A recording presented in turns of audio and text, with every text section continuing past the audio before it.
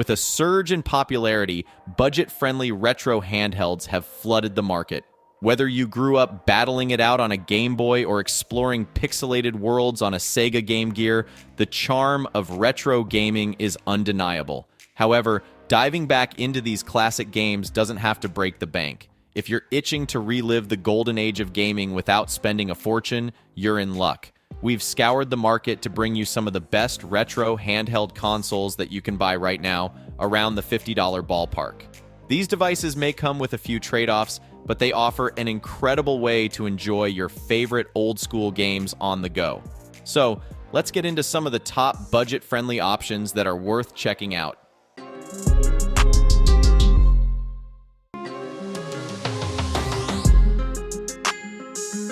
Pow Kitty X39 Pro.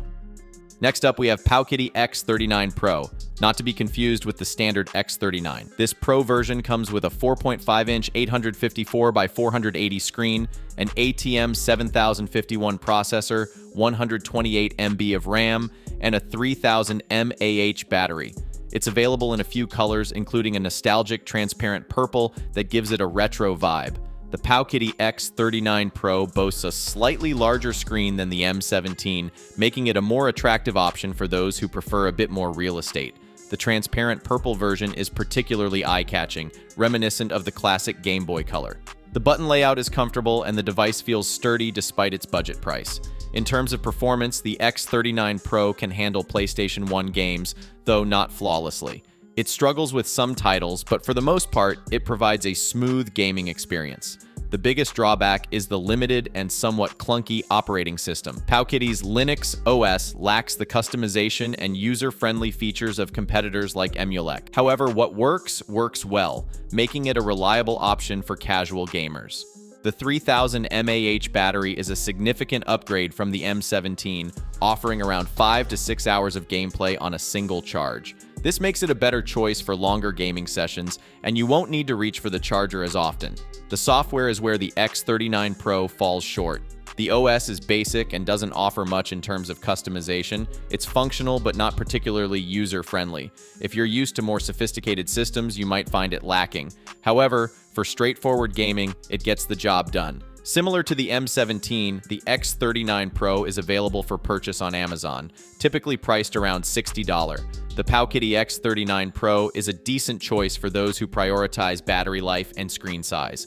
While the software leaves much to be desired, the overall performance and design make it a solid option for budget-conscious gamers.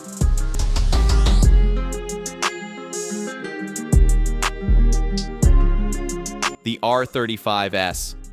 Next up, we have the R35S, a clone of the Pow Kitty RGB20S, but at a lower price point. It features the RK3326 chip, 1 GB of RAM, and a 640 by 483.5-inch screen. Its 3500 mAh battery ensures long gaming sessions. The R35S looks and feels like a premium device despite its budget price. The 3.5-inch screen is sharp and clear, making it one of the best displays on this list. The buttons and joysticks are well placed and responsive, providing a comfortable gaming experience. Performance-wise, the R35S handles PlayStation 1 games with ease and can even dip into some N64 and Dreamcast titles. Its performance is bolstered by its support for Arcos, a well-regarded custom firmware that enhances its capabilities. This makes it a versatile option for gamers who want to play a wide range of retro titles. The 3500 mAh battery is a standout feature, providing around 6 to 7 hours of gameplay on a single charge. This makes it one of the best options for extended gaming sessions. It also charges quickly, so you can get back to your games without much downtime.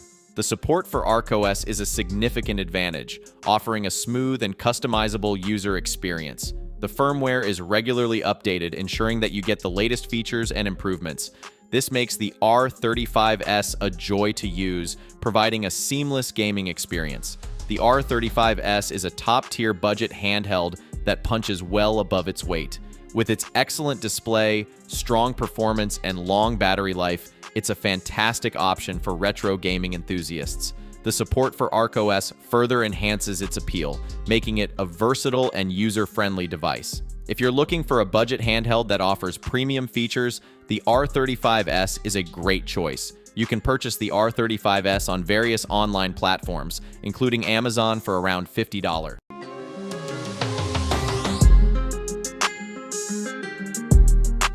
M17. We are starting with M17, which is somewhat of a new entry in the market. This little beige brick has quickly garnered attention for its low price and surprising capabilities. Under the hood, it boasts a Rockchip RK3126, 256 MB of RAM, and a 1500 mAh battery powering a 4.3-inch 480 by 272 display. If that resolution sounds familiar, it's because it matches the PSP's screen. Performance-wise, the M17 can handle up to PlayStation 1 games reasonably well. The stacked shoulder buttons and dual sticks make it versatile, but it struggles with more demanding libraries beyond that. The device runs on a modified version of Emulation, which can be a bit finicky out of the box. However, with some tweaking, you can make it quite usable. For around $35 to $40, it's a decent pick, though it slightly exceeds our $50 cap when found on Amazon at closer to $70. The M17's design is quite utilitarian, resembling a beige brick that feels solid in your hands. The 4.3-inch screen is bright and reasonably clear, though not on par with more premium devices. The buttons and joysticks are surprisingly responsive for a device at this price point, making it a decent choice for gamers looking for a budget-friendly handheld. The software is where the M17 has some room for improvement. The altered version of Emulation is functional, but can be a bit tricky to navigate, especially for beginners. It's not as intuitive as some other systems, but if you're willing to spend a bit of time tinkering, you can get it running smoothly. The biggest drawback is the lack of official updates or support, which means you're on your own if you run into issues. Battery life is another area where the M17 falls short. The 1500 mAh battery provides about 3 to 4 hours of gameplay, which is decent but not exceptional. For extended gaming sessions, you'll need to keep a charger handy. However, for short bursts of gaming, it's more than sufficient. Overall, the M17 is a solid choice for budget-conscious gamers looking to dip their toes into retro gaming. While it has its quirks, the price-to-performance ratio makes it a worthwhile investment, especially if you're willing to put in a bit of effort to tweak the software.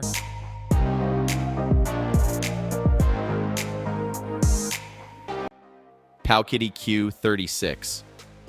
The Pow Kitty Q36 is a pint-sized powerhouse that debuted in December 2021. Despite its age, it remains relevant thanks to its value proposition. Powered by an all-winner V3S with 64 MB of RAM, it supports PlayStation 1 games on its 1.54-inch 240 by 240 display.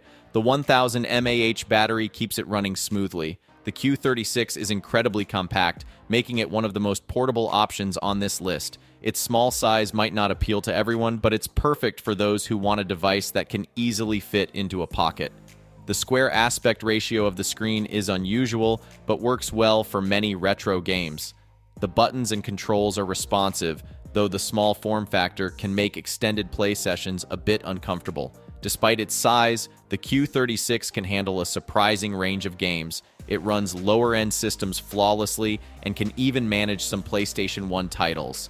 The RetroFE software it uses is a big plus, offering a smooth and visually appealing interface. This makes it easy to navigate and find your favorite games quickly.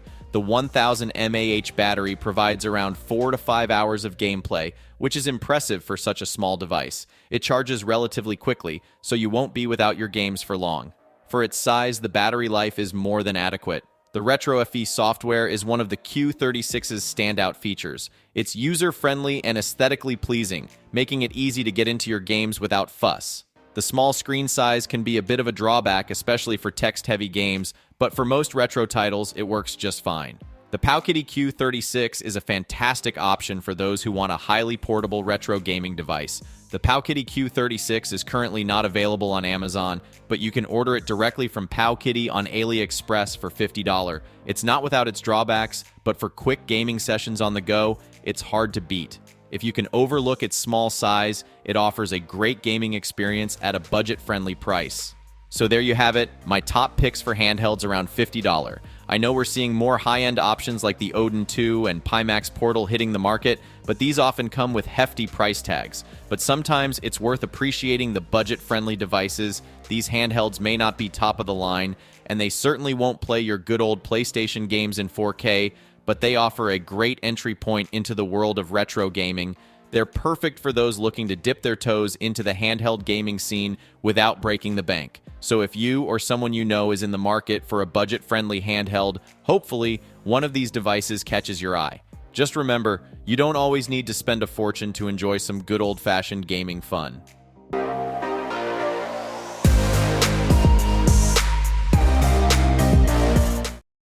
Pow Kitty V90 or Q90 or Q20.